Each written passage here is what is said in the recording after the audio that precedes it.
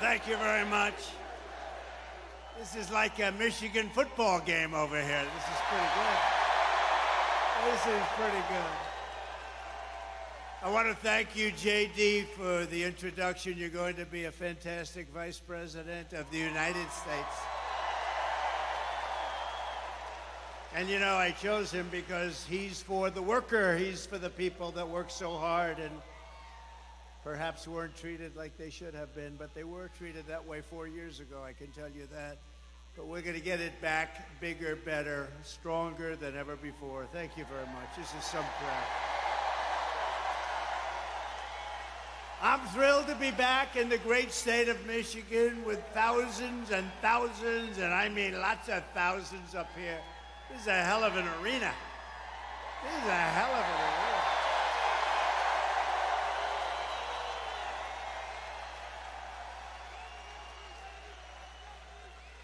But you are the hardworking patriots that we love. You know, they have crowds of people outside. You're not even going to believe it. They go blocks and blocks. But let's forget about them, right? Let's forget about them. Let me begin this evening with a very special thanks to Americans nationwide, including all of you here today, for your extraordinary outpouring of love and support in the wake of the horrific last Saturday event.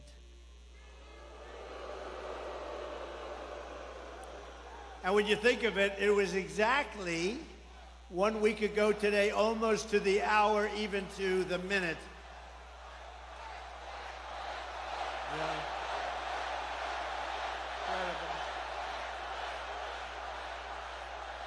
Incredible.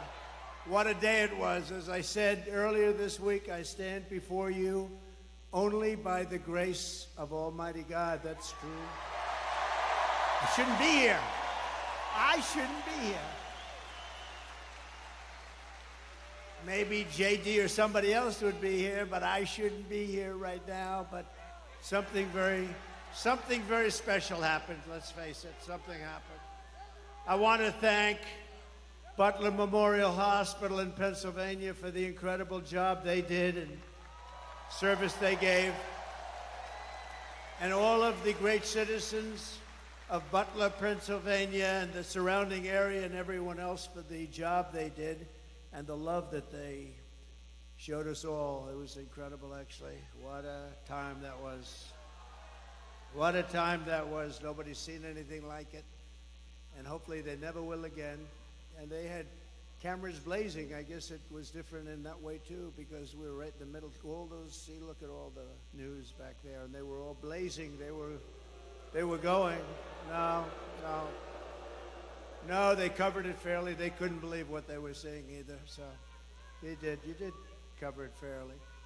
Let me also thank Congressman Ronnie Jackson from Texas. You know Congressman Ronnie Jackson, for the care and treatment he gave me as an outstanding doctor, which he is. He's really an amazing guy. Where's Ronnie? Doc Ronnie's here someplace.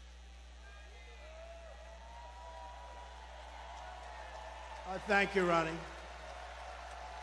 Thank you very much. Great doctor.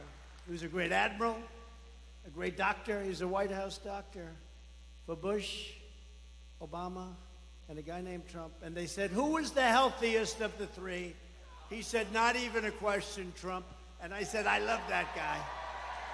I love that guy. When he said that, that was my doctor. Even if he's a congressman, that was my doctor.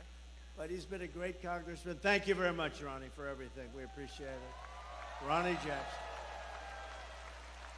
We continue to pray for the recovery of the two citizens who were wounded in that evil attack, David Dutch and James Copenhaver, two really incredible people. We remain in contact and send our deepest respect to the families. Corey, as you know, Corey Comparator was a brave firefighter who died, funeral yesterday, shielding his wife and daughters from bullets. He shielded them from the bullets of this horrendous person. Corey was a hero, and we will carry his memory in our hearts for all time. Great hero.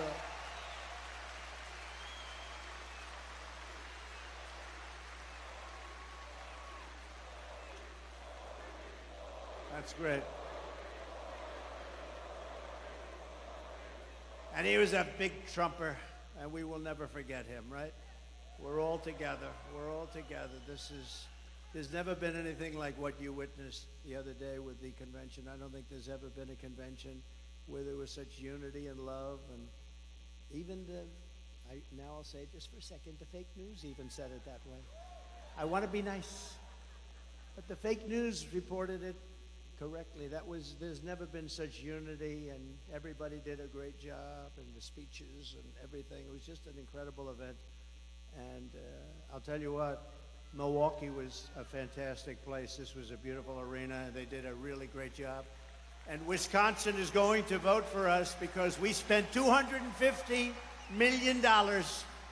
And when they go into the voting booth, they're going to say, we love this guy Trump. He gave us $250 million with jobs, and they're going to vote. Wisconsin's a very important state, as we know. But they really did. Wisconsin did a great job. Milwaukee, they did a great job, and the arena was fantastic. And it was just love. It was like a big, beautiful 4-day love fest. There was no fight, you know. There was no fight, no screams, no shouting, no get that guy off the platform. And in case there was, we had the Hulkster with us, right? How good was he? How good was the Hulkster? And Kid Rock called, he said, I want to get, you know, Kid Rock is big, and he wanted to get down, and he did an unbelievable job. He was great. But all of them, everybody. We had so many great people there. It was really an amazing thing to see, and it was really something I don't think there's ever been. A lot of people report. I think it was either party. There's never been anything like it. And now we have something coming up where they're going to go for the convention, and they have a couple of problems. Number one, they have no idea who their candidate is, and neither do we. That's a problem. But we'll see. Hopefully they get it worked out. Sort of interesting, this guy goes and he gets the votes, and now they want to take it away. That's democracy. They talk about democracy. Let's take it away from them. But now we go forward as one movement, and really we have a very special group of people, like the people here. You people built this country. It's one movement, and we're more united, determined than ever before. We've never been so determined. Bad things happened last time. We're not going to let them happen this time. Bad things happen. We will never stop working to deliver a magnificent future for our people, and together we will fight, right? And we will win. All right. Thank you.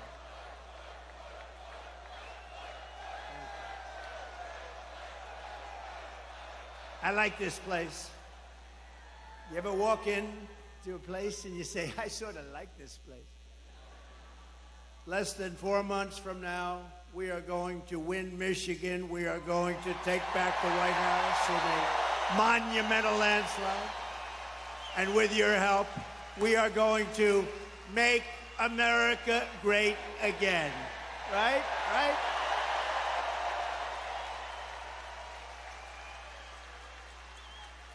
At our convention on just a little while ago in Milwaukee on Thursday, it was my tremendous honor to officially accept the Republican nomination for President of the United States.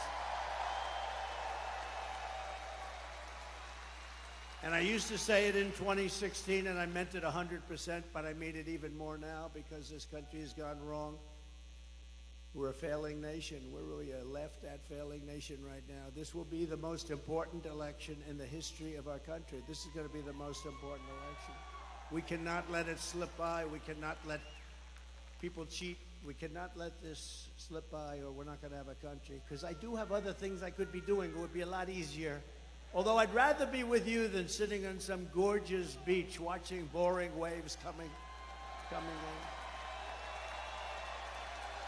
No, I would rather be. Actually, I would. You know that. I think that's one of the reasons we've been so successful together. You know I mean that, too. but we're going to make our country more successful than ever before. Yet even as we gather this evening, we will, and take a look, still the Democratic nominee, we're going to find out shortly, maybe, I don't know. Let's do this. Let's do a poll. You know, I love doing polls, right? Like I do a poll. I do lots of polls. Like, do you like Make America Great Again, or do you like America First, or do you like them both? I like them both, right? But let's do a poll on candidates. Ready? So I'll go. We're going to do a poll on a few candidates. The press will like this because they won't have to pay for the poll. You know, you do these crazy polls and they charge you $250. Look, there's Mr. Wall. This guy is the greatest guy. This guy. He must have a lot of money because he's at so many different rallies. And he was at the one, that was a tough one, wasn't he? That was something. You were right up in the front. You saw that. That was something. We're going to do a poll, and it's going to be a very nice poll. And right? Who's your favorite candidate? Who would you like? Let's do it. Who would you most like to run against? Because, you know, you could say, who's the best candidate? We're saying, who would you like to? We'll start with Kamala Harris, and then we'll go, to crooked Joe Biden, and then we could possibly discuss a few. So who would you like to most run against if you're us, if we want to win? Ready? Kamala Harris, crooked Joe Biden. All right. I don't think we have to go too much further. Well, you have a terrible governor here who did a terrible job. Whitman. I'd like to run against her, actually. I'd like to run against her. So she's one of the 20 that I mentioned. She's the one that gave her husband full right, title, and interest to everything, but nobody else could do anything but her husband. Her husband was sailing in the middle of your lake, your beautiful lake. He's out there sailing, and everybody else had to be locked up, right? Her husband. No, but things like that are mentioned during a campaign, little things like that. No, she's done a terrible job, but I hope I'd be very happy with her. At this very moment, Democrat Party bosses are frantically trying to overthrow the results of their own party's primaries to dump crooked Joe Biden from the ballot. Couldn't happen to a nicer guy.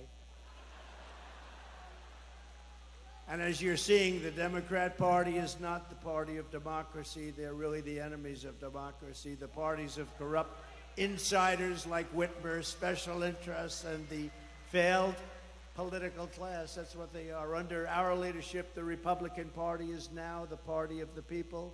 We're the party of hardworking Americans of every race, religion, color, and creed. We've become a very big party. We've become, right, fellas? You know what I'm talking about. I love you guys. We love you guys. No, we become a very big party. We have increased in size. Nobody's ever, honestly, in history, there's never been anything like this movement. And that may be in the history of the world, but let's keep it down to the country for right now, because that's the thing. But there's never been anything like MAGA. When Biden says, we have to stop MAGA, we will stop MAGA.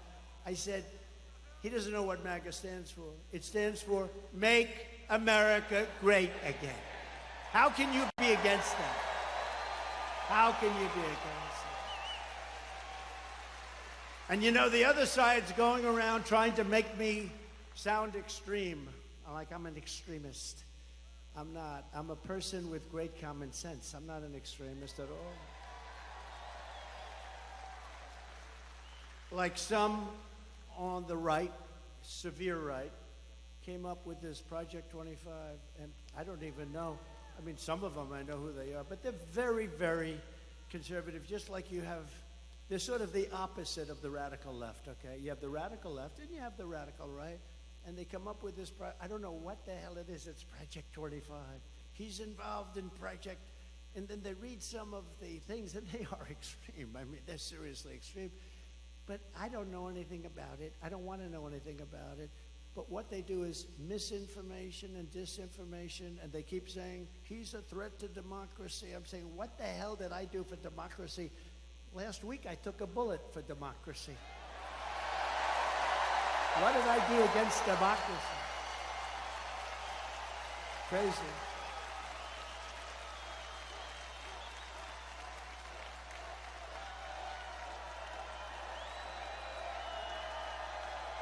Hello, Chris. Here's our great campaign man. Chris, are you having a good time? Look at him. He's back there, cool as a cucumber. You know, so far they're giving us great credit for the best run campaign they've seen in years. Isn't that nice? Thank you, Susie. Thank you, Chris. Look how cool he is. Just sits there. Takes it in. Try doing it with another candidate sometime. That gets tough, right? Anyway, thank you very much. Great job, Chris, Susie, the whole group. We have a great group of people. They love this country. They want to save the country. That's what we're doing. With your vote in this election, the Trump-Vance administration, by the way, I made the right pick. He's so great. They were all good. They were all good, but he's really stepped up. But the Trump-Vance administration will begin rapidly reversing every single Biden-Harris disaster starting on day one. And when you vote for Biden, you're probably voting indirectly for Harris anyway, whether you like it or not. Common sense, it's all common sense, right? We will end the inflation nightmare that you would have never had. We had no inflation. See, there's another thing. Biden always goes around, I inherited 9% inflation. And even the radical left reporters up there, look at all of them. Whoa, they have a lot. They have a lot of them. They have a lot of them. Look at those cameras. But they'll start turning off as soon as I start mentioning certain things. I'll say, the red light just went off. No, but actually the radical left reporters, of which there are quite a few, I can't believe it. I don't know why they'd have them. But the radical left reporters say, the guy's right. You know, wasn't it until 2 years in that we became destroyed with inflation? Inflation is a country buster. It's a class buster. It busts everything. Low income, middle income especially, and they get they're busted. The country gets busted. Look at Germany from centuries ago. Look at every country that's had inflation. And we had, I believe, the greatest inflation in the history of our country. They don't even report it properly because they leave the worst numbers out. They don't talk about interest rates that went to 10, 11, 12%, and you can't get the money. So what does that mean, 12% if you can't get the money? It means it's higher from 2%. We will seal the border, and we will stop this terrible invasion that's destroying our country.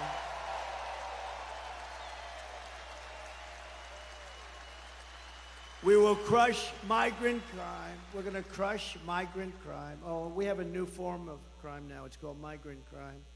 The only good thing about these migrants coming in is they make our gang members and criminals look like the nicest people you've ever met. These people are much tougher. They come from all over the world, not just from South America. We're going to return law and order to our streets and restore patriotism to our schools. We gave you already the largest tax cut in the history of our country, larger than the Reagan cuts, but now we will give you an additional tax cut, a number of tax cuts that will make it. We took in more money after the tax cuts than we did prior. We took in billions and billions of dollars more after the tax cuts than we did. We had the greatest economy in the history of our country. Everyone knows that. We're going to slash regulations. That's what created all of those jobs and gave them bounce-back jobs. You know, they're called bounce-back jobs. After COVID, they bounce back. Everybody knows that. When you have something like COVID, which rarely happens, but when you have something like that, they're called bounce-back jobs. And we're going to bring down energy prices very rapidly. It was energy that caused the problem and their stupidity, and we're going to bring it down very quickly. Your energy bills will be cut in half, at least cut in half. Some sections, like in New England, I'll be able to cut their energy by 60, 70%. It's absolutely crazy what has happened with energy. We buy the oil from Venezuela. They used to be our enemy. I don't know. We buy from Venezuela. It's not really oil, it's tar. And you know, there's only one refinery in the world that can do it. It's very heavy, horrible stuff. It's garbage. It's tar. You lift it. I said, that's not oil. We want light, sweet, crude. We have the best oil. We have the best everything. We go to Venezuela. You know where they refine it? In Houston, Texas. It's the only plant in the world that can refine that stuff. So we go to Venezuela. We pay them a fortune. We take that dictatorship. We make the dictatorship wealthy. These people don't know what the hell they're doing. They're incompetent. They're grossly incompetent. The biggest threat is because we have incompetent. That's the threat to democracy. It's a threat to our country. We have incompetent people leading our country, grossly incompetent people. America's enemies will fear us. The United States will again command the respect that it deserves. Viktor Orban, the very powerful leader of Hungary, said, when asked what happened with the world that's falling to pieces, there are wars all over, he said, bring back Trump, it'll all end. It all ended. We had no problem in the world.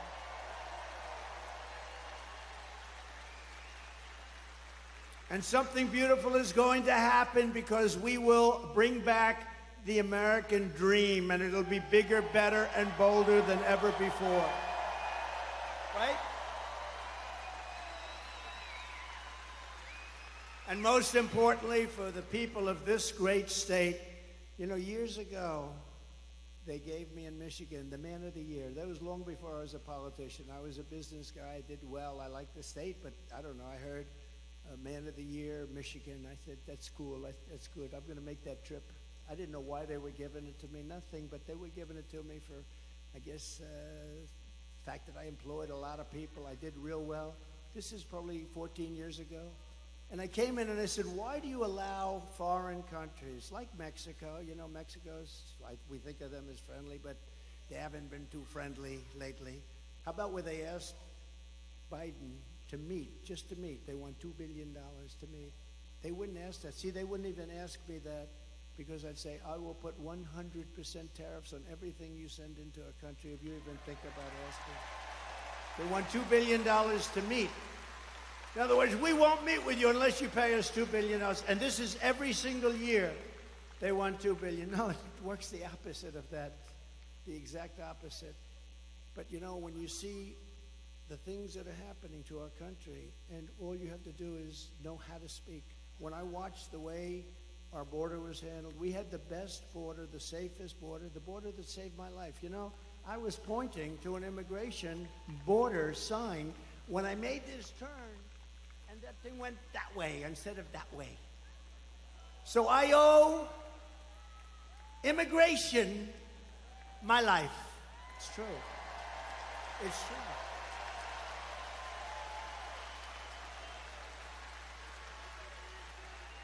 Now, think about it. I'm talking thousands and thousands, much more than even this. I mean, we're restricted because you're in this giant arena. That's the one thing about outdoor that's good. You can have unlimited. Thousands and thousands as far as the eye can see. Nobody's over here or over here because there's nobody there. It starts like this. As far as the eye can see, and they said, look at the great results that we had on immigration. Just look at them. If I didn't say that, and it's because we had like a crane holding this massive sign, I call it the $1 million sign, that they're expensive. But that sign was very good. I think I'm going to sleep with it tonight. I'm going to sleep with it tonight. I said, what was that? What was that? Ooh, then I looked, I said, that's not good. That's not good. So it was immigration, if you think about it, right? Immigration, I would have never been looking to the right, and I had to be. It was the only place that would have saved us. They do these reports in the New York Times and all over the place where they had, you know, the shape, you know, if he turns this way, this way, this way. If every shot was no good for me except for the one direct, and came whizzing by. And I hope we have to never go through that again, everybody, because it's so horrible. But most importantly, for the people of your state, this great state, I will rescue the U.S. auto industry from obliteration. They're going to obliterate your auto industry. And anybody that that votes for the head of the United Auto Workers. That guy doesn't know what he's doing. He's approved all electric cars. And you know, Elon, I love Elon Musk. Do we love him? I love him. And I'm constantly talking about electric cars, but I don't mean I'm against, I'm totally for them, but whatever the market says, and if it's 10% of the market, 12%, 7%, 20%, whatever it is, it's okay.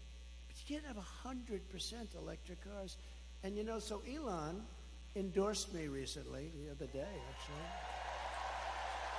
He's great. Elon Musk. He's a brilliant guy. Every time I call him, he's talking about, I got a new idea for a rocket. You have to hear this? No, it's true. You know, the first time I ever saw this, I'm watching television like 3 years ago, and I see a rocket engine, motor engine, come down landing, straight up in, no wings, no nothing, and it's landing. I thought I was seeing things. What is that? And it's landing on a barge in the middle of the ocean. And then another one comes down, and another one. I guess 4 of them came down, 3 or 4, and they land upright. I said, what the hell was that? I've never seen that before. Now, if that were government, you wouldn't see that for another 50 to 100 years. But it was Elon.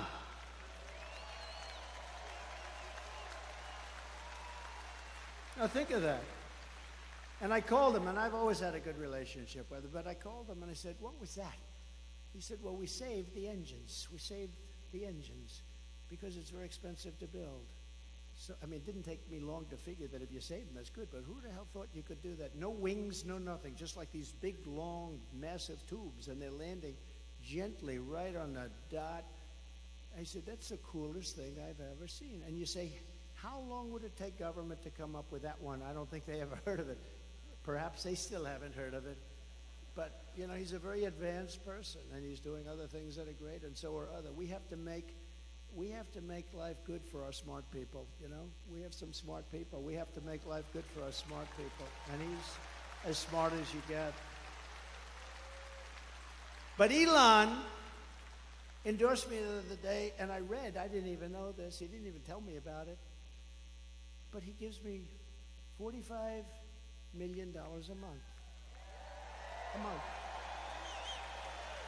Not 45 million. Gives me 45 million a month. And I talked to him just a little while ago to say I was coming here, how you doing? And he didn't even mention it. He didn't mention. I mean, other guys, they give you $2 and you got to take them to lunch. You got to wine them, dine them. No, he's a great guy, he really is. But, you know, he's never mentioned to me, why are you hitting the electric cars? Because he understands I'm not hitting it. I think it's incredible. I've had them. I've driven them. They're incredible. But they're not for everybody. Some people have to drive long distances.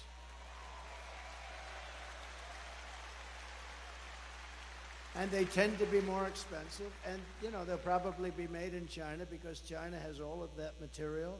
Oh, there's the guy that I stood up here. Are you the same guy, the same muscles? Look at that guy. Are you the same guy? Yes? No kidding. It's pretty good memory, right? Unlike somebody else that I happened to be running against. You wouldn't. Come on up here. Get up here. I got to get this guy. This guy was central casting. Look at him. Look. Oh, I think he was standing on a box. That was the only thing. I said, come on up here. Don't hurt yourself. Can you get him up? I like this guy. He's a serious union guy, a United Auto Workers. You look at him get over there. It's okay. He does not carry guns.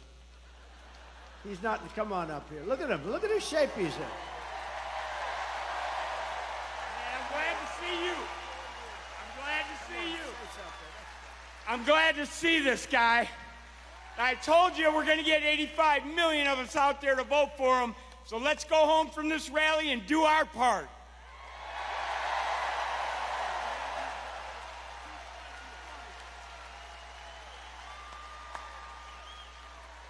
Look at the arms on him. I may have height, but his arms are definitely more powerful, huh? Look at that guy. Now, last time I was here, I saw him, and he was so great, and he was agreeing with us on auto. We want to bring car manufacturing back, and what the deal with this thing with the all-electric cars by in 6 years from now? It's ridiculous. You know, in the Midwest, they open up chargers. They opened up 8 chargers. You read about this. $9 billion they spent for 8 chargers. That's like a gas pump. I guess it would be like the equivalent of a gas pump for electric, right? They spent $9 billion on 8 chargers. This is 8 little chargers. $9 billion. How do you do that? It would cost at that rate $5 trillion to create enough charges so it could run. It doesn't work. And it doesn't work the trucks either. I was with Swift, big Swift company. How many trucks you own? 29,000, sir. 29,000? That's a lot of trucks. One of the biggest, I guess like the biggest. I think he's the biggest, right? And he said, they want to destroy our business. They want us to go all electric. I said, so what's wrong with electric? I said, if you take a big, beautiful, like Peterbilt or one of the great manufacturers, how many times would you have to stop from New York to Los Angeles? None, sir. We go right there. We have some left over. Really? That's with diesel. I said, what about if it's electric? We have 6 to 7 stops, about 3 hours each. So immediately he's saying, that's not working too well. He said, but there are other problems. He said, the truck is so much heavier that you'd have to rebuild every bridge in the country. That doesn't sound too good, right? And then the third thing, he said that the battery is so much bigger than a tank, a big tank for the diesel or for the gasoline, but the diesel mostly. It's so much bigger that most of our payload would be holding batteries. In other words, we wouldn't have any room for the product. So let's say you hear those 3 minor details. Typically, you would end the conversation, would say that doesn't work. These people said, we don't care. We want you to go all electric. Can you believe these people? They're crazy. They're crazy. No, they're crazy. And they want boats to do the same thing. I was with in South Carolina, one of the biggest boat manufacturers of, smaller fishing boats from, let's say, 16 to 35 feet. And he said, we have a problem. They keep pushing, the beautiful outboard engines. You have Mercury and Evinrude, I guess they used to have. I don't know if they have it anymore. But those big, beautiful outboard engines they have, they work great. Or just interior engines run by a thing called gasoline. So he said they want us to figure out how to go all electric in a boat, right? All electric. I said, well, what is the problem? He said, we'd have to take the entire lower cabin where we have bedrooms, and we'd have to make that into a battery. But the bigger problem is, sir, it won't float because it's so heavy. It won't float. It won't float.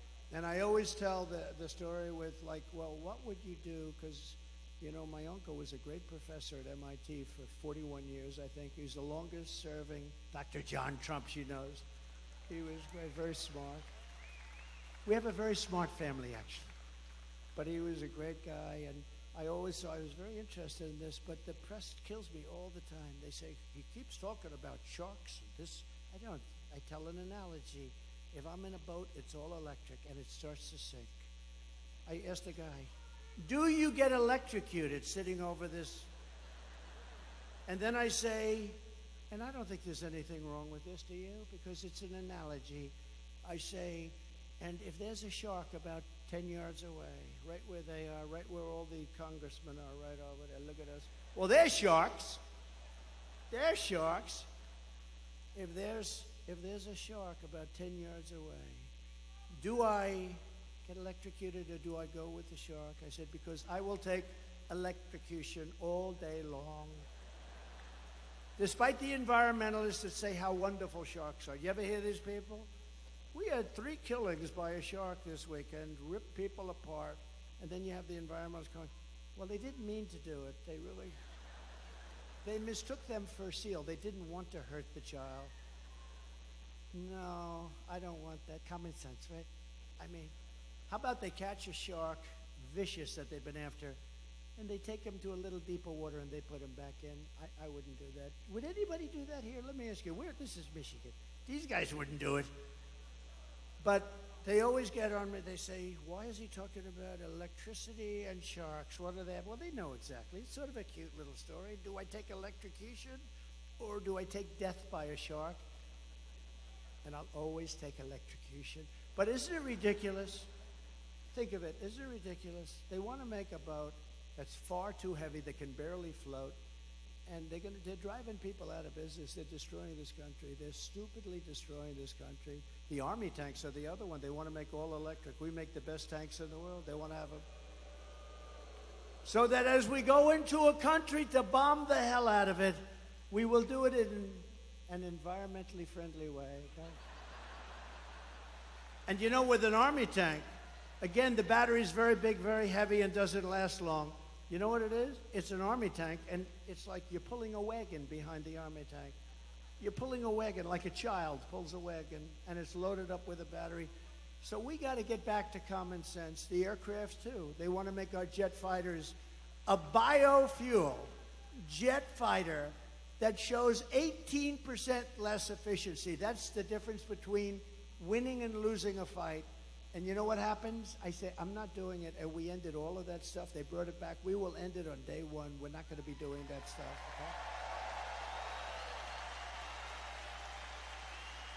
Okay? In 4 short years under my leadership, I did more for Michigan auto workers and manufacturers than any president in the history of our country. And just as I promised, I withdrew from the Trans-Pacific Partnership, which would have totally destroyed your auto industry. I ended the disaster known as NAFTA. That was the worst trade deal ever made. That was the worst trade deal considered by him. That was so unfair to us with Mexico and Canada. The worst trade deal ever made, and replaced it with what they call the best trade deal ever made, the USMCA, Mexico and Canada. And I know it's good because Mexico and Canada are right now, as we speak, working like hell to try and renegotiate the deal. Don't do it, Biden. Well, he doesn't know what's going on. Don't do it. He's watching us now. He'll say, what's that trade deal they're talking about? Well, sir, they've been negotiating with us for about 2 years. I never heard of that negotiation. Where is Mexico anyway? Where is it? See, now the fake news will take the statement I just say, where is Mexico? And they'll put it on television. Trump didn't know where Mexico is. Oh, they do. They do. It's very dangerous. The biggest threat I have to my administration is sarcasm, because they play it against me. When I show that he can't walk off, he can never find the entrances off a stage, like one here, one there, 2 here. He could jump off the front, I guess. And whenever I imitate him, I called my wife. She's great. Our wife, she's great. Our great First Lady. I said, she's great. And she looked great the other night. She made that entrance. She made a lot of entrances. She's just something. But she walked in, but I told her the other night, I said, how good was I? How good? This was at a rally a couple of weeks ago. How good was I? Well, you were really good. Not great. Why? Well, it showed that you didn't know how to get off the stage. Well, I was imitating Biden. So what they do is they show the imitation of Biden. They said Trump didn't know how to get off the stage. That's our fake news. So we have to be very careful. So I haven't done it in about 3 weeks. I'll do it again, but maybe not right now. It's too... Darling, you were great. I mean, I get these crowds, 50, 60, 70,000. In New Jersey, we're leading New Jersey by 4 points, by the way. We're leading Michigan by 6 points.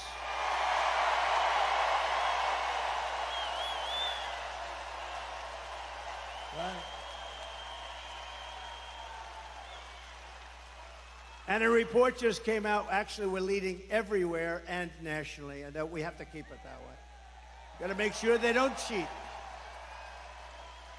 Got to make sure they don't cheat. I took on China like no administration in history, bringing hundreds of billions of dollars pouring into our treasury when no other president had gotten 10 cents. You know, China never gave us 10 cents. I got hundreds of billions of dollars from China. And I got along very well with President Xi. He's a great guy. He wrote me a beautiful note the other day when he heard about what happened, and he wrote me a beautiful. Most of the leaders do. You know, a lot of them didn't like what I was doing to them, but they also knew it was about time. The jig was up, right? It was about time. But they wrote me, almost all of them wrote me notes. It was nice. Now I have a good relationship with all of them. That's a good thing. You know, a lot of times the press would say he gets along with Kim Jong-un, North Korea. He's a lot of nuclear weapons. I got along with him great. You were never in danger with me as your president. It's a good thing to get along, not a bad thing. I used to tell him, why don't you do something else? All he wants to do is buy nuclear weapons and make them. I said, just relax, chill. You got enough. You got so much nuclear weapons, so much.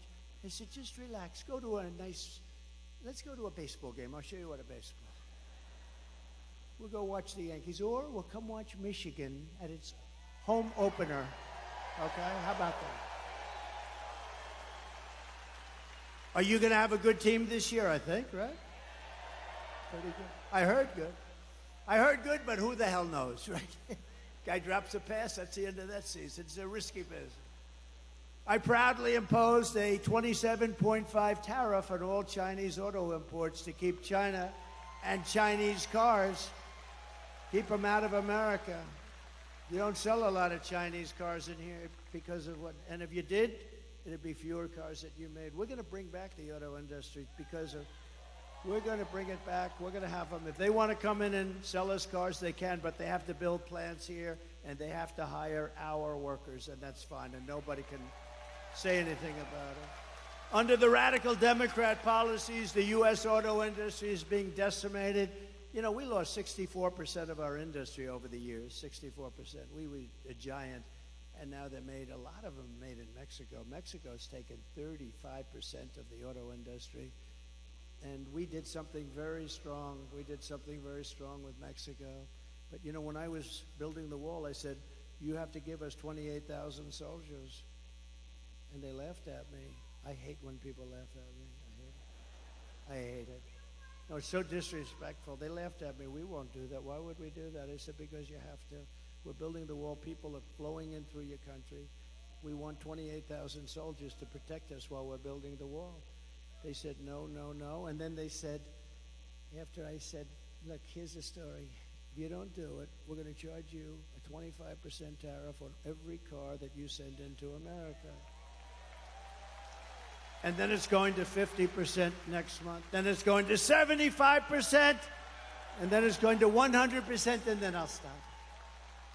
And the gentleman representing the president's a great guy. He's no longer president, but he's a great guy. He was a great guy, still is. But he said, I'd like to discuss this with the president. I said, 5 minutes, I got to go. I have something much more important to do. And he came back. He said, Mr. President, we would love to give you soldiers to protect your wall, free of charge, of course. That's how I got those great numbers on that beautiful, beautiful graph that we talk about. They gave us everything I wanted. I got everything from Mexico, and then this stupid person, low IQ, he's a low IQ individual. Take his IQ. I guarantee you it's in the low 50s or 60s. And he's negotiating against Putin, President Xi of China, Macron of France, very smart guy. I told him he was going to do something very bad to our country. I said, that's okay, you can do it, but I'm going to put a 100% tariff on all wines and champagnes that come in from France. He said, no, no, no, Donald, you cannot do that. I said, I'm doing it. Donald, you cannot do that. That's not fair. He's going to charge our companies, American companies, 25% for doing nothing, for being in France. Big deal, right? Big deal. So I said, okay, that's all right. I'm charging you 100% tariff. I gave it to all my people, Mnuchin, all smart guys. They came back, sir, they won't do it. They won't budge. I said, they'll budge. I called them up. And I talked to the president of France, Emmanuel Macron. He's a nice guy. I said, but he's, he likes France. I like the USA. Does that make sense? I said, Emmanuel, it's so nice to talk to you. I understand you're going to charge our companies 25%, Emmanuel. Yes, yes, yes, Donald. It was approved by whoever the hell approves the parliament. Whatever the hell they have over there, they were going to approve it. It's been fully approved. Yes, I'm so sorry. I said, well, that's okay. You can have it approved, but here's the story. Starting tomorrow morning at 7 o'clock, every bottle of wine and every bottle of champagne that's shipped into the United States is going to have a 100% tariff on it. No, no, no, you cannot do that. That is not fair. I said, not fair for you to charge our companies 25%. He said, you cannot do it. I said, I'm signing the papers now. I will call you right back. Calls me back. Donald, we would be delighted, Mr. President, to take that tax off. We have decided to take it off. It'll be off by tonight, sir. It'll be off by tonight. And it was off. And it was off. You think Joe Biden does that? He doesn't know what the hell he's doing. Their policies are no good. Remember, whether it's Biden or anybody else, they want open borders. They want all the same stuff. So it's like, you know, but he's in particular, he's pretty bad, I tell you. Can you imagine these killers, these are sharp. You know, the press gets angry. They said, is President Xi of China, is he a smart man? I said, no, he's a brilliant man. He controls 1.4 billion people with an iron fist. He makes guys like Biden look like babies. They don't even know whether they're coming or going. Yes, he's the next day headline. Trump calls him brilliant. How dare? No, okay. Let's say he's not a smart man. Okay, whatever makes you happy. No matter what you do, I say he's a brilliant man. They went crazy because I called him brilliant. So I'm just going to have to say, he's okay. He's okay. No, he's very smart. But and you know what else? He's a fierce person. Do you understand that? Some of the people here know that, what this means, especially some of the women, right? They know better than the men about fierce. I know the women. They know better than the men. They're more fierce than the men. Oh, her. But no, he's a fierce individual. He's a fierce man. Can you imagine when he meets this guy? He thinks Trump is playing a joke on him. He actually thinks there's some kind of that I'm playing a joke. He doesn't believe what happened. He doesn't believe the last election. He doesn't believe. He thinks I'm playing a joke on him. But can you imagine President Xi, Putin, all of them? They're all smart, tough. They love their country, or they want to do well with their country, whatever it is, all ideology. But we have to have somebody that can protect us. And Orban was right. We have to have somebody that can protect us. Right now, we have really low IQ people in there. And the president in particular, he has about a 70 IQ, and he's going against 210, and it never works out. It never works out. When I'm back in the White House,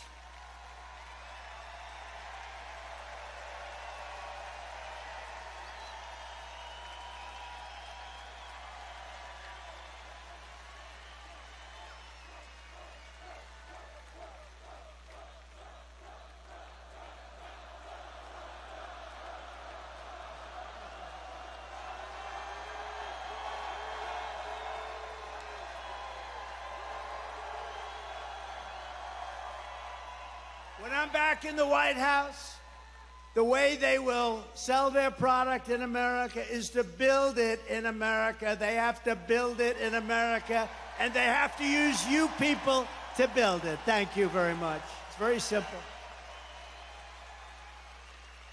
We will build American, buy American. We're going to hire American. We're going to get it going. We're going to get the auto industry back. It's ridiculous.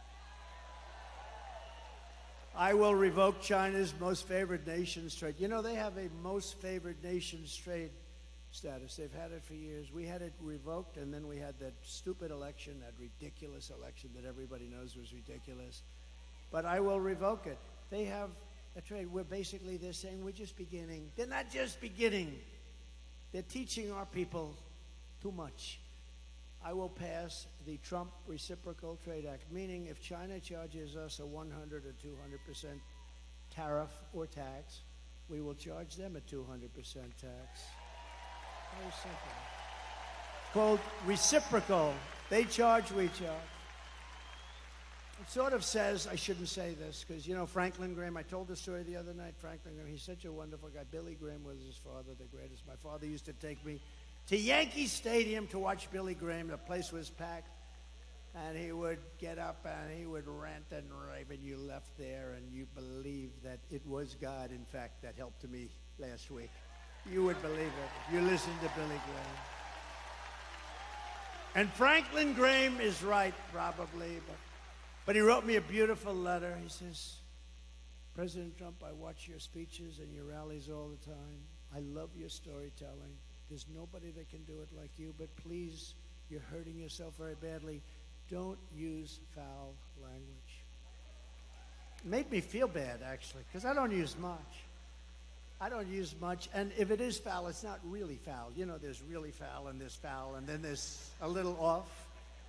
Like some people they don't like the word hell. That's a bad word. You know, I mean, that's not good. Or the word bullshit they don't like, so I won't use it. No, it's true. But it's more descriptive. There's just no word to sort of.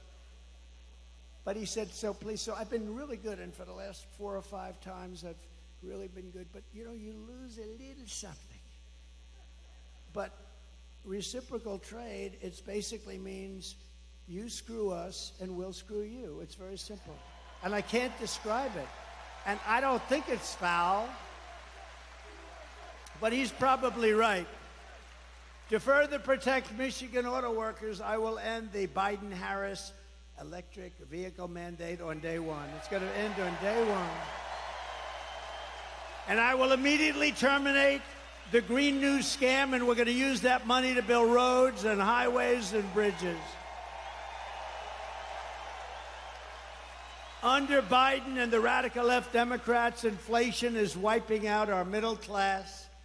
Groceries are up 57%. Gasoline is up 69%. Mortgage rates have quadrupled. They've gone up 3, 4, 5 times. And they never include that in their stats, you know. They never include those things. They never include mortgage rates. And you can't get the money anyway, so what really is the number? And since Democrats took over, total household costs have increased by an average of $28,000 per family. Think of that.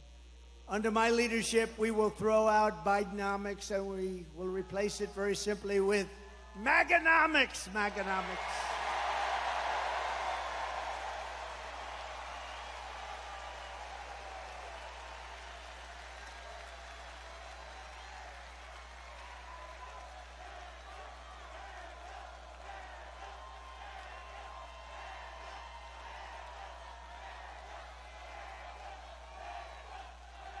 You know, I have to just interject. If you would turn off those cameras, because I don't want this. See the screen up there of me? That's very severe, that comb over. That's a severe sucker. What's with that one? It looks okay from the other side. But that is very severe. I apologize. Man, I looked up there. I said, whoa. Look at that. Wow. That's like a work of art.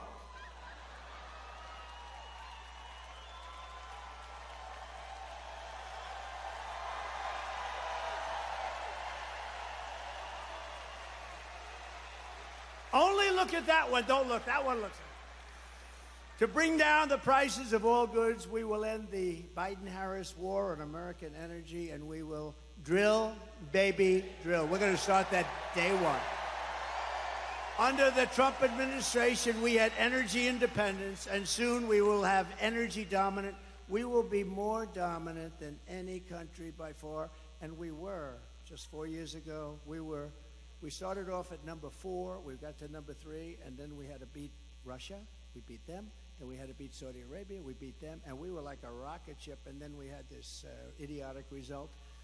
But we will be, and again, we have more. You know, Anwar in Alaska, it's probably the biggest find anywhere in the world. The size of Saudi Arabia, some people say, who knows what it is, but it's massive. Ronald Reagan tried to get it, couldn't get it, and that was easier in those days environmentally. They stop it with the environment. You know, the environment is very important to me, and environmental is very important, but, you know, you can't use it to destroy a country. And they stopped it. They stopped it for years based on the environment. I got it approved. It was totally done. This is since Ronald Reagan, who worked so hard to get Anwar, he wanted to be able to drill in Alaska. Think of it as the size of Saudi Arabia, approximately, bigger than Texas, bigger than everything. We would have had something that nobody else even comes close to. And on the first week in office, his Department of the Interior person, who was just put in Department of Interior, she outlawed it. She said, we're not going to use it. Stopped all work. They were ready to start drilling. It took them a while to get ready. They're ready to start drilling. The money would have been incredible. The prices were very high. We're the only country that stops drilling when the prices are at an all-time high. And we stopped drilling, but we'll get that back, and I'll get it back very fast. But Anwar, they cut it. Unbelievable. And I will cut taxes even further than we did before, and that includes no tax on tips, right? No tax on tips. All that government does is harass everybody over it anyway. It's like a big harassment operation. They hired 88,000 IRS people to go harass everybody. So if you work in a restaurant, if you drive a cab, or if you do anything having to do with tips, I hope you're going to remember, bartenders, let's see, hospitality workers, a caddy, a barber. Barbers get tips. I don't give mine a big tip because I don't think they do a very good job. If you're a mover, a driver, or anyone else who relies on tips, the money is going to be 100% yours. You better go vote. If that doesn't get you out, if that doesn't get you off your ass to go out and vote for Trump, nothing will. Got to do it. Right? Got to do it. And as we rescue our economy, I will also restore the sacred and sovereign borders of a place called the United States of America, right? The United States of America. With Democrats in charge, the greatest invasion in history is taking place right now. This is an invasion of our country. You remember during the time I was trying to get the wall, and I was getting all sorts of assurances, and you couldn't get it from Congress. It was incredible. So I did get a lot of money for the military. So I put an extra $10 billion. I put a little fund, an extra $10 billion. I then called it an invasion of our country, and I took it out of the military, and I got it built. And now we're going to build it larger. We have to close up the areas that weren't built. We have certain areas where we needed to have them open for a little while for getting all of our stuff back. I don't like leaving brand new bulldozers and everything on the other side of the border, right? We want to close it up. But we had certain areas we had to close up. And when they took over, they said, we're not going to close it. I said, these guys actually do. I thought they were kidding. I thought they would not being serious. Who would want an open border? Who would want an open border where people come in from prisons and jails and mental institutions? Either people that don't love our country, stupid people. They're not stupid because anybody that can cheat that well in an election's not stupid. Or maybe a new thing is emerging where they want to get people to vote illegally, and they don't care. They have no shame. And we're watching that. Our chairman is here. The Republican chairman is here, the whole thing. See? The big boss is here in Michigan, so you're going to remember that. But we're working on that, but they do. They're trying to sign people up who just came in, who have no idea where they are, what they're doing. They came in. And in many cases, they're very rough people, but they came in. They're trying to sign them up to vote. This is what they'll do. Because think of it. If they have open borders, if they have men playing in women's sports, if they have a raise in, they're going to raise your taxes by four times. 4 times. Think of it. What you're paying now, you're going to pay 4 times more. With policy like this, nobody can get elected. The only way you can get elected is to cheat. And they are really good at it. That's the only thing they're good at. That's the only thing they focus on. They have no good policies. They don't do anything well. But they're using these people, and they're trying to sign up the people. And we've caught them, and we sue, and we do all the things that you have to do.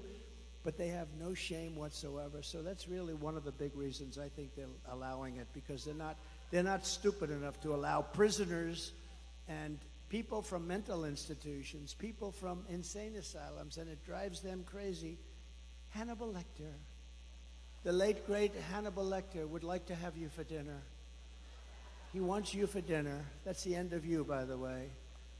But no, these people are being dumped into our country, and nothing good is going to happen from it. That's why we have to do a big deportation and get them the hell out, okay? We have no chance.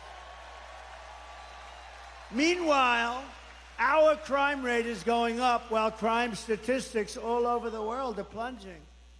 We have become a dumping ground for the world, which is laughing at us. They can't believe how stupid we are, how stupid we are. We're destroying our country. They can't believe what they're getting away with, but they're getting away with it at levels that they never thought possible. In Venezuela, crime is down 72%. You know, Caracas, Venezuela, was a very, very dangerous place. And now, because of the great job they've done in removing their criminals into the United States, next year we're going to have our Michigan rally in Caracas, Venezuela, because it's nice and safe. Okay? Does that sound like a good idea to you? Because we want safety. Now, the press is going to write that. They're going to say, Donald Trump proposed next year's Michigan rally in Caracas, Venezuela. They'll say, isn't that horrible? Isn't that unpatriotic? You understand. This is what I have to go with. I'm only kidding, press. I'm only kidding. Although maybe it's not a bad idea. So El Salvador is an interesting one because I know the president. He's a young guy, and he's been getting this great press that his crime rate's way down. And they're training their criminals. Well, you don't train criminals, okay? You know, maybe every once in a while you get lucky, but you don't. So in El Salvador, murders are down 70%. He's saying, yes, we're teaching. He's different. Most of them just say, well, the United States is stupid, so we're dumping all our criminals. He does it differently, smart. He goes, we're working with our people that are causing problems and crime. And he's not working with them. He's dumping them in the United States. And their crime rate, their murder rate is down 72%, 73%, and going up. And I don't blame them because if I was running one of those countries, and we're not just talking in South America, but if I were running one of those countries, I would have been doing it much more. They're also emptying their jails. The big thing is their jails. Those jails were packed. Now all of a sudden it's like, oh, isn't this wonderful? They're doing such a wonderful job.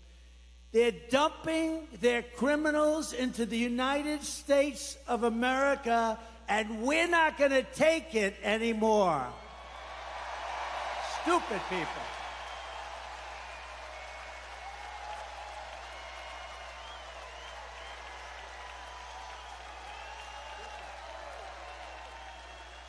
You're not going to teach a criminal not to be a criminal. Not going to happen. And you don't have the time, you don't have the energy because you have to do other things. That is why as soon as I take the oath of office, we will begin the largest deportation operation in the history of our country, even larger than that of President Dwight D. Eisenhower many years ago. He was a big deportation person.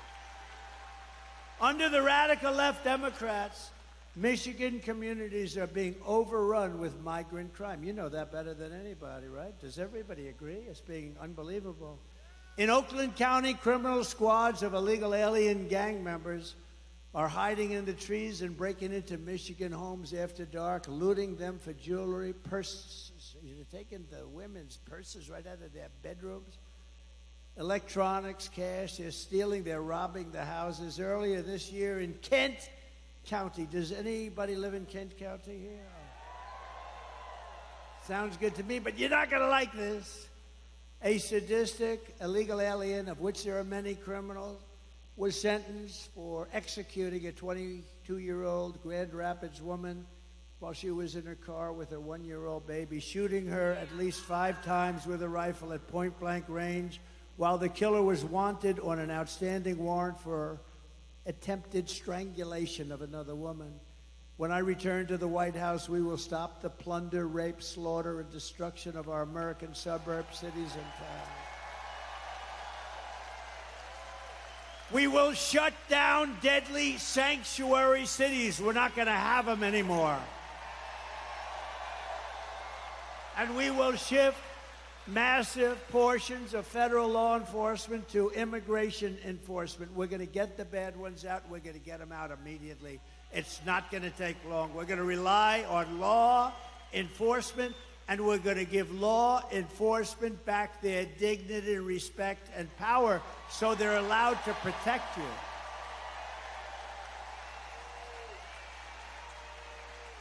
It's no wonder Joe Biden and his thugs are so desperate to stop us. They know that we are the only ones who can stop them. We're the only ones. You know, we talk about Biden like he's a feeble old guy, and he is. But it's the people that surround him. I mean, he's perfect for them. This is the fascists and communists and some bad people surround him. I know just about all of them. I can tell you about all of them. Did you hear about our big victory in Florida last week? Did you hear? We won the big case. We're going to take down Trump. We're going to take down Trump. No, when you have a great court system, when you have honorable judges, people that really love the country, good things can happen. But we won that case in its entirety. That was the one. That's going to take them down. They've been saying that for, 8 years now, right? And here we are leading in every poll. We got to get it close. You got it close. You got it close. We don't want to talk too much. I always say if we win, because I don't like saying when we win, because they cheat like hell. So if we win, but we got to get it close. We're close. 4 months, but you know what 4 months is in this racket? Like an eternity. 4 months is like an eternity, but we're leading by a lot, not just by a little. We're leading every state, every important swing state by a lot, and we're leading nationally by a lot, but we got to get it close. The radical left Democrats rigged the presidential election in 2020, and we're not going to allow them to rig the presidential election in 2024. We're not going to allow it.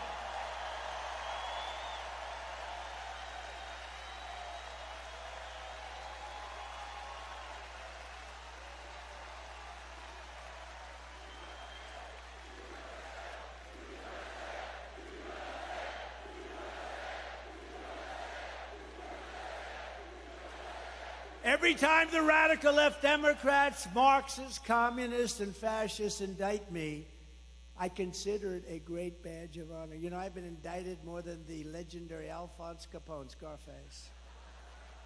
He was a tough man. See that guy right there? Ultra MAGA. You're ultra MAGA. He's tough as hell. But if Alphonse didn't like you, you would be in the foundation of a building rising someplace in your great state, right? He was not. He was a tough cookie, this guy. I got indicted more than Alphonse Capone. Think of it. My parents are looking down. I had wonderful parents. They never saw this for me. They never saw. Let's see. I'm voting for. Oh, I don't want to even read that one. Thank you. Thank you. I appreciate it.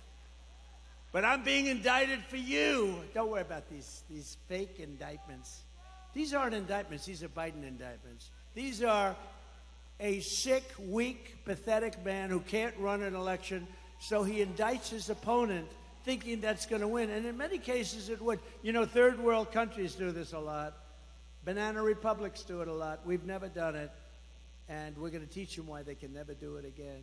Because it's actually hard to believe. It's actually driven our poll numbers way up.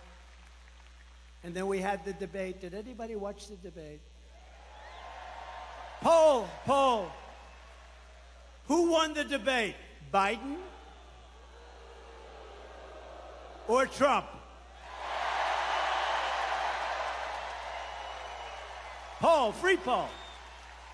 I just saved $300,000. Isn't it something these pollsters, they come, oh, I have Tony Fabrizio and McLaughlin back there. I got to be careful. But I just saved $300,000 doing that poll. They interview like 97 people have been interviewed. And Trump is leading by a little smidgen.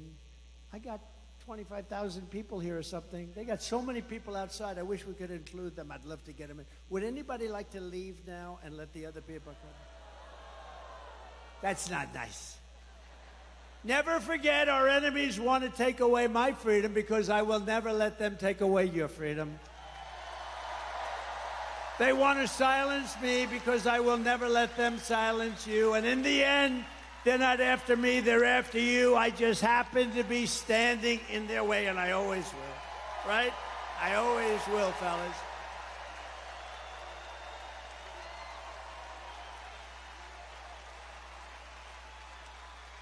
So we have some exciting news today because we're pleased to be joined by many outstanding Michigan patriots. They are, I know every one of them, including your next U.S. Senator from Michigan, Mike Rogers. And Mike, is just as adamant as me. He'll vote to stop the invasion, end inflation, halt the outsourcing of Michigan jobs, and bring back the auto industry. You are going to double or triple your auto industry within the next 3 years under Trump. Mark it down. Mark it down. Because we're not taking their cars. We want them to build the cars here, using you people to build them. Also with us is another good man who is running for Michigan Senate seat, Sandy Pensler. Do you know Sandy? So I have a big announcement to make then. Sandy has just announced that he would like to do something very important tonight. So you have Mike, who's a total pro, Sandy, who's a total pro. I'd like to ask both of them to come on up, and I'd like to have Sandy make a statement first. Thank you. Come on up, fellas.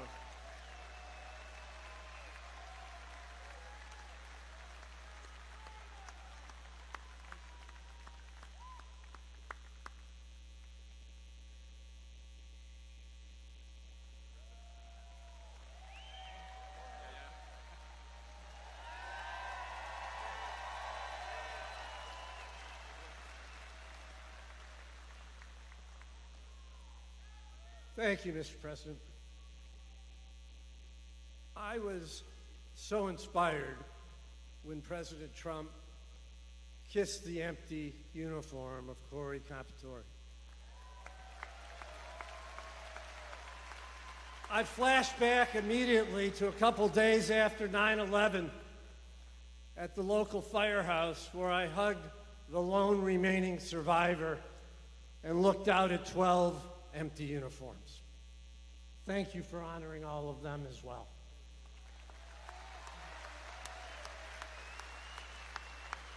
My campaign was always about making America better. The best way to do that is to enact President Trump's policies. Let's go, Trump! Let's go, Trump! To do that, we need control of the Senate. A divisive, continued primary effort hurts the chances of that, and that's not okay. So tonight, I'm doing the right thing and ceasing my Senate candidacy. No, it's not an aha. It's the right thing. President Trump endorsed Mike Rogers. Tonight, so am I.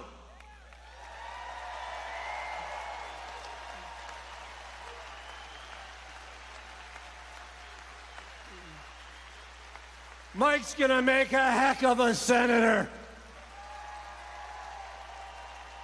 So I want you guys to look around the room tonight, because everything goes through Michigan. The presidency, the Senate, the House, and the State House. Look around, make a pledge to each other. We're gonna fight, fight, fight like hell to save America and elect Donald Trump, Mike Rogers, and the rest of the ticket on the Republican Party. Thank you.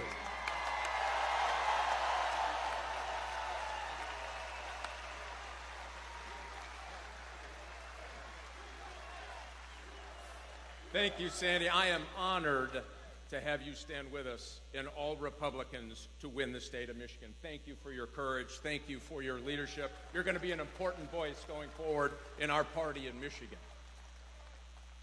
And Mr. President, I want to say this, as a former law enforcement guy, it wasn't that the bullet took you to the ground. It was the fact that you got back up for America.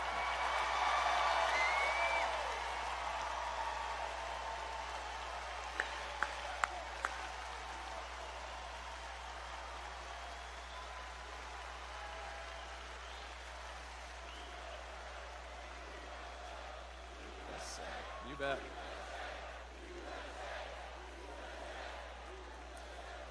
I have spent my career working to protect America as an Army officer, as an FBI agent working organized crime in Chicago, as the chairman of the House Intelligence Committee. I have never seen a more unsafe America because of the Democrats over the last 4 years.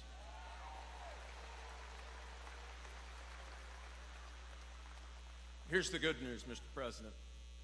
You will have a partner in the United States Senate that will bring manufacturing back to Michigan. We are the arsenal of democracy. We will be again in this great state.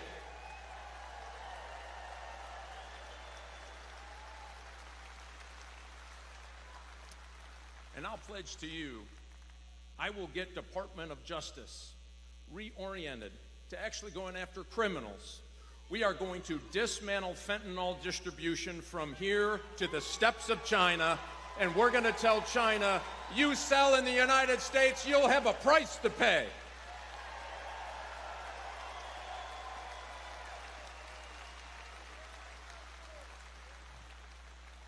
Mr. President, I'll guarantee you this as well.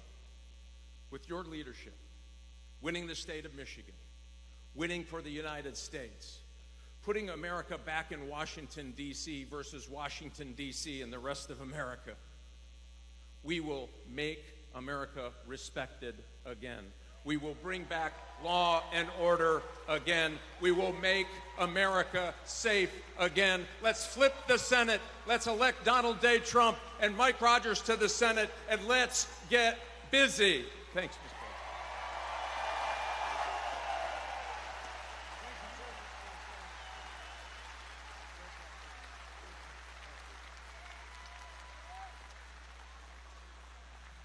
We're unifying the party, and that was beautiful to watch. Thank you, Sandy and Mike. And Mike, good luck. You're running against somebody that's such a bad senator. You don't even, I was there for 4 years plus.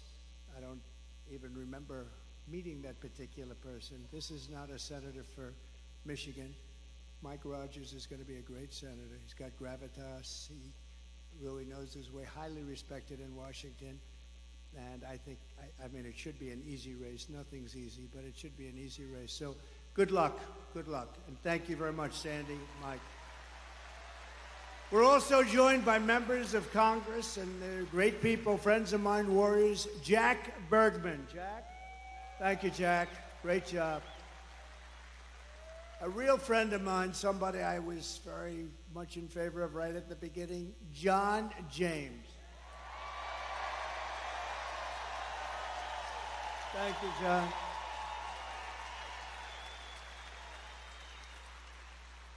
A warrior, somebody who helped me do a lot of different things. He gets things done. Bill Heisinger. Bill, thank you, Bill. Thank you very much. And another one. These are all great people. Tim Wahlberg, thank you for everything you've done, Tim. You've been unbelievable. Always there for me, right? Always there. And a man from a slightly different location, a little bit, and you're not going to get there with an electric car, but unless you want to stop a few times. But comes from a state known as Florida, a great place, and he's so respected. He's such an incredible man. Brian Mast. Brian. Thank you. Thank you, Brian. Ah, Brian. Thank you, Brian. What a guy he is.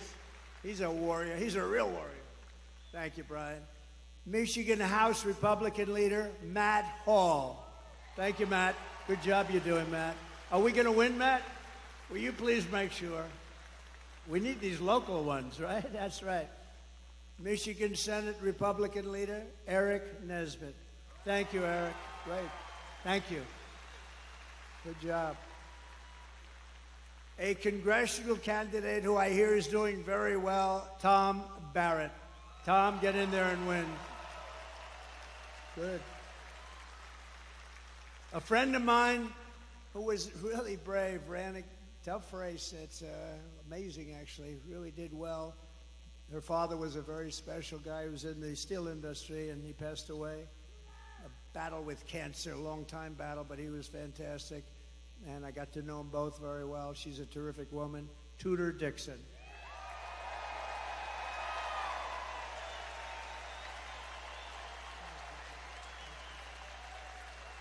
Thank you, Tudor. Ambassador Joe Sella. Thank you, Joe. Good job you're doing, Joe. Very important person in this room, Michigan GOP Chairman. Where are you? Okay. Pete Hoekstra. Oh, there he is.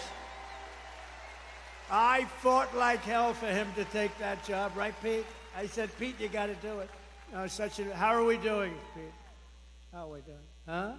We're doing good. If you're in charge, he's going to win. He was a congressman, a really good one, respected. He left. I made him ambassador. He was a great ambassador. And I then said, Pete, you got to do it. He lives here. I said, you got to do it. And we appreciate you doing it. Both of you, thank you very much. We appreciate it very much. RNC chairman, he put on that show with a person named Lara Trump. How good is she? How good is she? She's unbelievable.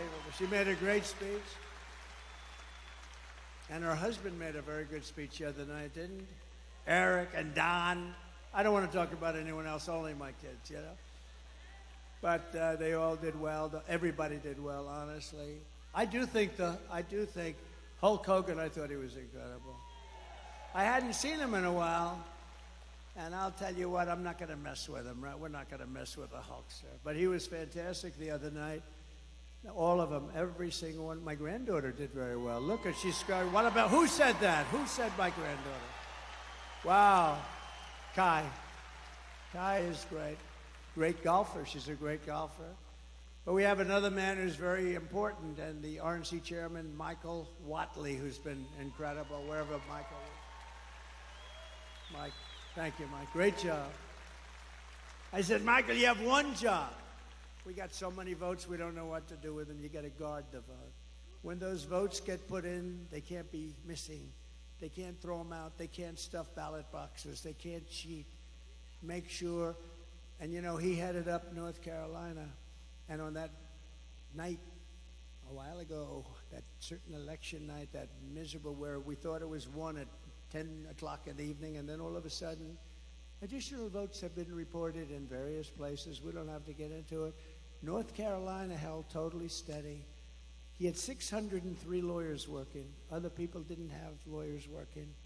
And bad things happened, but this guy held, and I said, that's the guy I want to run the party. And Michael, I know you're doing a great job, and you're going to do something very special. We don't need votes. We need to guard the vote. You ever hear the expression, too big to rig? The more we get in there, the harder it is for them. My daughter and her husband, Tiffany and Michael, where are you? Tiffany and Michael, you're around here someplace. Two great people. Fairly recently, thank you, Tiff. Great people. And Michael's father's here tonight, highly respected guy, great businessman, and a highly respected guy. From the moment we take back the White House from crooked Joe Biden and Kamala, I call her Laughing Kamala. You ever watch her laugh? She's crazy. You know, you can tell a lot by a laugh. No, she's crazy. She's nuts. She's not as crazy as Nancy Pelosi. Crazy Nancy. Did you see Nancy Pelosi is selling out Biden now? Did you see? She turned on him like a dog. Well, I don't know if he should continue. All of a sudden, where did that come from? She was 100%. All of a sudden, she's not sure. Not sure means he's gone. But no, she's crazy as a bed bug. She's a crazy person. I believe we're going to have the 4 greatest years in the history of our country. I believe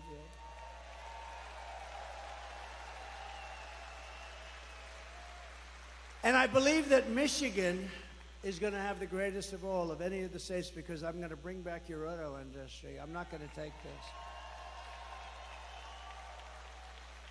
You know, in Mexico, they're building among the largest plants for auto manufacturing anywhere in the world. In Mexico, near the border, they think that they're going to make cars and sell them into the United States and lose all our jobs. It's not happening. And you know who owns those plants? China! China owns them. And we're not letting it happen. We'll put 200% tariffs on, 400, I don't care what would. Whoever is building your plants, we're not allowing any of those cars to come into the United States, okay? We're telling that to Mexico right now. You want to build those plants? A friend of mine who builds plants, that's all he can do. He's a great guy, but his strength is plants. If you say walk across the street, he's not that good at it. But to build a plant, he has no problem. He builds great auto plants. So I said, I'd like to see one. Take me. He goes, well, we'll have to go to Mexico. I said, what about the United States? No, not so much. He goes, they're actually some of the biggest in the world being built right now in Mexico. I said, this happened over the last couple of years with this stupid president that we have. Stupid. He's a stupid person. And I can say it because, once he weaponized justice, I would never talk about a president like that. Once he weaponized justice against me, I said, oh, wow, that's really incredible. That's never been done before. I can do it. And I'm knocking him out. But sometimes you have crooked judges. We have some real crooked judges, too. That's the only way. The only way I can lose is crooked judges, but we'll get it overturned, anything that happens. But once he weaponized, I wouldn't talk that way. In fact, before this happened, before he did this, I treated him not nicely, but I treated him with far more respect than I do right now. It's one of those things. But we can't let these companies come in and steal our wealth, steal our jobs, destroy our companies, and end up building it 10 miles across the border and think we're going to allow them to get away with it. We're not. They have to build it over here, and they have to use our people. So, and it's going to happen. And Michigan will benefit more than any state in the union because they stole your auto industry, and we're going to bring it back, and it's going to be at a level that it was in its height. Okay? You hear that, John James? You hear that? I'm going to put John James in charge.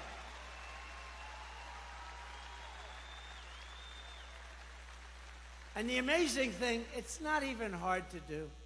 It's not even hard. It's so crazy. If you want to build something in China, you're building it here and you send it over there. We don't want it. They'll charge you like 250% tariff. We don't want it. Then you get an invite. Build your plant over here. So these companies, they go over there. Harley-Davidson did it in India. They couldn't sell. They had a 200% tariff on motorbikes. I had them in the office in the White House, the Oval Office, and the head of Harley-Davidson. I was disappointed in that, actually. We were talking about it. I was telling them the problems, and I was going to help them out. But I said, how are you doing in India? No good. Why? We have a 200% tariff. In other words, if we sell a bike, they have like this massive tariff. And I said, well, if you have a 200% tariff, that means you're not going to be able to sell any. But they invited them over to build a plant, and Harley-Davidson went, and I guess they're building the plant or built it or something. But that's what they do. I don't blame India. I blame us for allowing it to happen. It's not going to happen anymore. I had it stopped, and then we had the COVID fight. We had to fight COVID. We did a great job. We never got the credit. We got credit for military. We got credit for everything. I defeated ISIS. We did unbelievable things. Unbelievable. We got the biggest tax cut in history, the biggest regulation cuts in history. When I go to the companies, the big companies, highly sophisticated, I said, so I got you the biggest tax cuts in history, and that was good for jobs. And I got you the biggest regulation cuts in history, and that was good for jobs. If you could only have one, would you take the regulation cuts or the tax cuts? Every single person, and I must have asked the question 200 times over the years, said the regulation cuts were more important than the tax cuts. Can you believe it? You wouldn't think that. But we got you the biggest regulation cuts in history. Before I even arrive at the Oval Office, shortly after we win the presidency, we win. We're going to all win it together. I will have the horrible war between Russia and Ukraine settled, and I will be the only one that can make this statement. I will prevent World War III from happening. You're very close to World War III.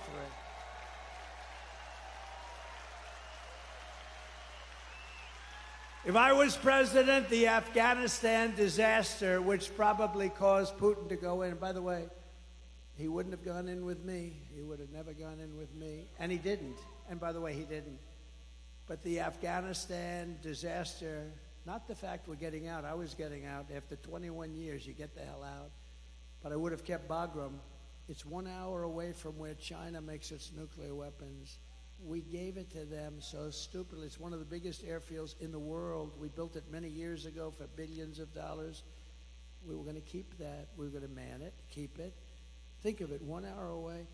You know who has it now? China has it now. How stupid are we? Should have kept that. And you know the lift? The lift should have been done at Bagram, not their little local airport where they had riots all over the place, and then the bombs started going, killing 13 of our great people. Obliterating, I heard the number this morning, 47. That's maybe the right number because we're looking at 47. You know that, right? Obliterated 47 great young Americans, their legs gone, their arms gone, their face just wiped out. And hundreds of people besides, hundreds of people. The worst catastrophe, the worst, most embarrassing disaster, I think, ever that happened ever in this country. And because of that, I think Putin looked at that, the incompetence, the stupidness of Milley and these guys that don't know what the hell they're doing, and he looked at it and he said, this is a great time to go into Ukraine. But he would have never done it with me. If I was president, the Afghan disaster would have never happened. Ukraine would have never happened. And October 7th, the attack on Israel would have never happened. Remember, Iran was broke. Iran had no money. They were broke. Now they have $250 billion. But we'll get along with Iran. We'll get along with whoever we have to get along with, but it would have never happened. All of the things, and you know what wouldn't have happened? Inflation wouldn't have happened because I had energy low. Inflation was caused by energy going up twice. I will restore a thing called peace through strength. That's what we have. Remember, I'm the only president in 80 years that I started no new wars. I finished some. Totally defeated the ISIS caliphate. In my next term, we will build a great Iron Dome missile defense shield over our country, a dome the likes of which has not been seen. And it will be entirely built in the USA, and much of it will be built right here in Michigan. Why shouldn't we have the same protection that other countries have, Bill? Why shouldn't we have the same protection that Israel has and that other countries have? And Ronald Reagan wanted to do this many years ago, but honestly, we didn't have the technology. Now we do. 301 missiles were shot at Israel, and almost every one of them was knocked out of the sky. It's an unbelievable technology. And it's our technology, and we're going to use it for our country, and we're going to be a lot safer than not having it. The Iron Dome, we're going to build the great Iron Dome, the latest and the greatest, and much is going to be made right here in Michigan, as you can imagine. And we will not cut one penny from Social Security or Medicare. And they are really, you know, they want to raise the retirement age. Biden wants to raise the retirement age and they're going to. You know why? All of these immigrants coming in, they're trying to put them onto Medicare and Social Security. So not only do they want them to vote, they want to destroy Social Security and Medicare. It's not going to happen, and we're not raising your age. One day, he's going to destroy. First of all, he doesn't have any idea what the hell he's doing. But I kept that promise 4 years ago. Remember, they said, he'll come in and raise Social Security. I went through 4 years. It was never even a topic that was allowed to be discussed. Because we have, between the liquid gold under our feet and all of the other things and the growth mechanism that we have in this country, we don't have to cut Social Security, which people have earned, and we're never going to cut it. And when you hear that stupid guy, that low IQ guy, get up and say, I inherited 9% inflation. False. He inherited 1.4, but really nothing. And when he says, he's going to raise Social Security, no, false. He's going to raise it because he's stupid. That's why. He's going to raise it. Don't believe it. They have this line where it goes one after the other. But one thing, it's very simple. They're going to raise your taxes 4 times, and that's there because they don't want to renew the tax cuts that I gave. It's approximately a 4 times increase, and they don't want to renew them.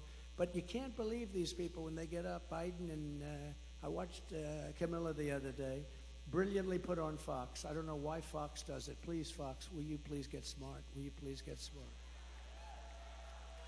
And she's ranting, he is going to destroy Social Security. He's going to destroy Medicare. He's going to destroy this. I mean, just made up. It's just sound bites. It's disinformation. That's the other thing they're good at. They say anything they want to say. I am going to protect your Social Security. We're not going to be raising the number of years. We're not going to raise it by 1 day, let alone 1 year or 5 years or 10 years like some stupid people want to do. We're going to grow our country. It's going to be growth. And it's going to be using the assets and resources that we have, much of it right under the ground. We're going to rebuild our cities into beacons of hope, safety, and beauty better than they have ever been before. We're going to have to work with the Democrat governors and mayors on that. But our cities are just horribly run. And then we have our capital, our beautiful capital in Washington, D.C. We're going to take it over. We're going to clean it up. We're going to renovate it. We're going to rebuild it. We're going to make our capital the most beautiful anywhere in the world. We're going to get rid of the nightmare of murder and crime. And it will become the most beautiful capital anywhere in the world once again, but far more beautiful than it was before. And when you want to go from Michigan to see the Washington Monument, yes, we're keeping the name Washington, we're not changing the name. Or the Jefferson Memorial, where there's a big move to change the name, we're not changing the name. Remember when they were knocking down statues and I was president, and I found an old bill, and I reenacted the old bill. Anybody touching, knocking down, or even trying to harm any of our great statues or monuments goes to jail for a 10-year period with no commutation and no shortening of the sentence.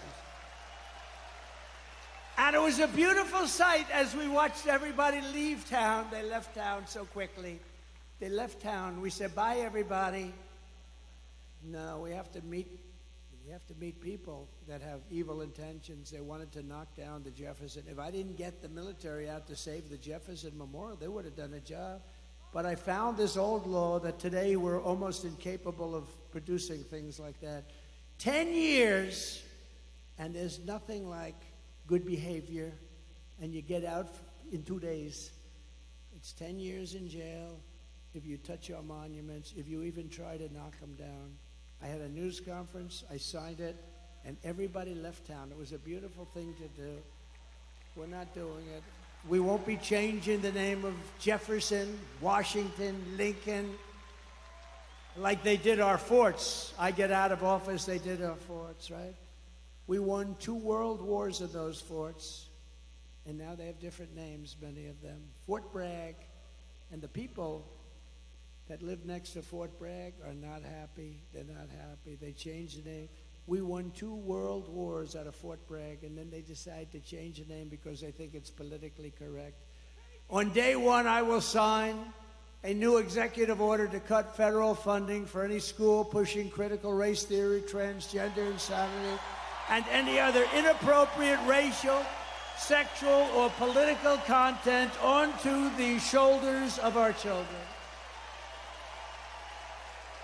And I will not give 1 penny to any school that has a vaccine mandate or a mask mandate. And I will keep men immediately, day 1, out of women's sports. And I will fully uphold our very important but under siege Second Amendment, as I did for 4 years. And I got the full endorsement from the NRA. You saw that. They gave us their full, strongest endorsement. No, for 4 years I protected, and it was not that easy to do. We will protect innocent life, and we will restore free speech, and I will secure our elections. Our goal will be 1 day voting with paper ballots, proof of citizenship, and voter ID. It's very simple. But until then, Republicans must win. We have to win, win, win, win, win.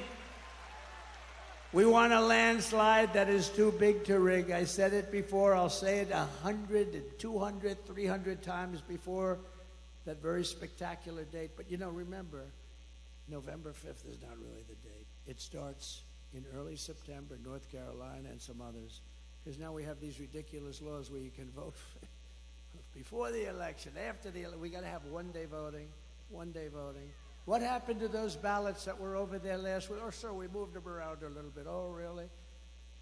I mean, think of it. You vote 2 months early. Nobody knows what the hell's going on. Where are all the ballots that happened? Why are they using a shovel? They're shoveling off. You ever see what goes on? Take a look at what happened in Georgia. They're shoveling ballots into wheelbarrows, moving them around. If you took the 10 worst presidents in the history of the United States and added them up, they would not have done near the destruction to our country as Joe Biden and his horrible Biden administration have done. They're destroying our country. They are destroying our country. And, you know, we get up and we have levity, we have laughter, but honest, there's really nothing funny about it. They got millions and millions of people, many of whom are criminals and terrorists, flowing through, and people from mental institutions flowing through into our country totally unchecked. And they move many of them into hotels. Some of them are luxury hotels. Hotel owners are making a fortune. They're destroying their hotel in a certain way, but they're making a fortune. And our military is living on the street with nothing. And yet they're putting these people into luxury hotels. So if you want to save America, get your friends, get your family, get everyone you know, and vote. You got to vote early, vote absentee. I don't care how you vote.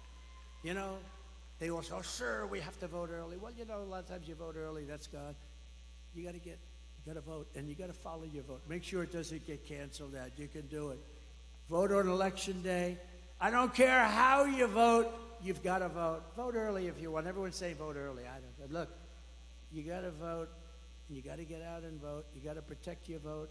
That's what Michael's doing. He did it better than anybody else in the country in North Carolina. That stayed right here. When Georgia went down, when Pennsylvania went down, it stayed right there. All of a sudden, in certain states, they found all these votes. A totally rigged election. We're never going to let it happen again, because this time if it happens, we're not going to have a country. We won't have even a semblance of a country left. And if you want to help us ensure election integrity, sign up. It's called protectthevote.com. Protectthevote.com. Sign up. And that's on election integrity. You got to watch and watch very carefully. So in conclusion, from Marquette to Midland, from Lansing to Flint, and from Detroit to right here in Grand Rapids. We've had great victories in Grand Rapids. Remember when we won the state of Michigan? Now, we did much better the second time, but I won't mention that. But remember, and I was at Grand Rapids, and we came in, and we had a crowd like nobody ever saw late in the evening. Remember that? You were there?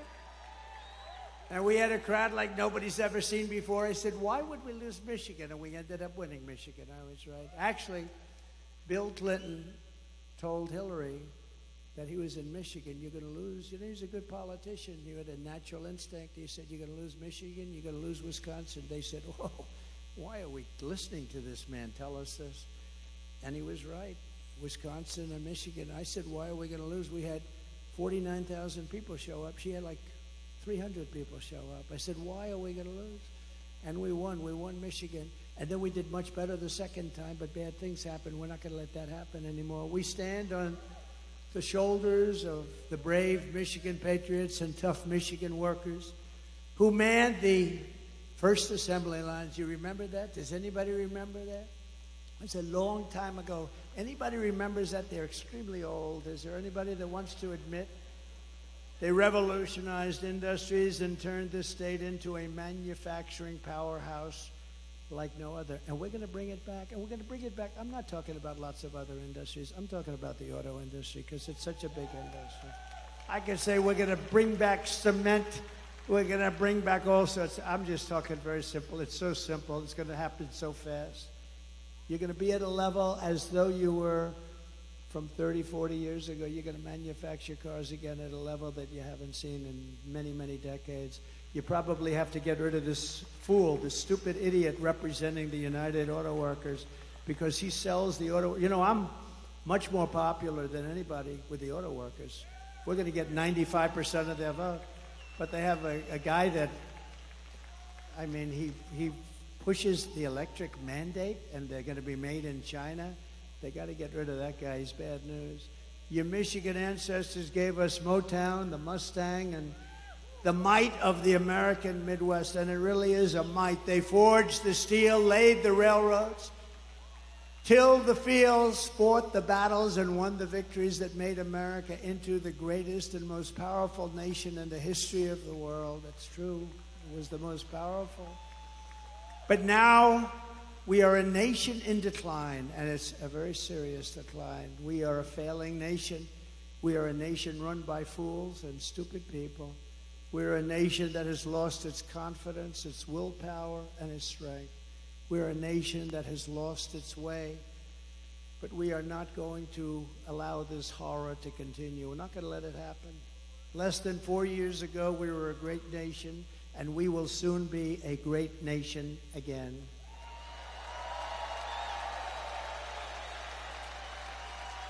With the right leadership, every disaster crooked Joe Biden has created can be fixed, and very, very quickly. Every problem can be solved, and every wrong can be rectified. By this time next year, America's borders will be strong, sealed, and secure. Very easily. Get ready, Tom Homan. Inflation will be in full retreat. Our economy will be roaring back. Optimism will be surging. You will have your confidence back. We don't have any confidence.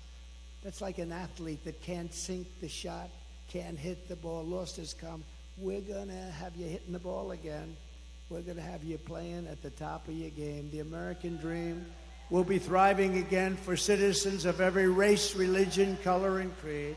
Law and justice will reign all throughout our land. Freedom will be restored. The flame of liberty will be burning bright. Crooked Joe Biden, the worst president in the history of our country, will be a fading memory of the past, and our great silent majority, including the once forgotten men and women of our country, will be the one shaping America's magnificent future when I am the 47th president of the United States of America. Thank you.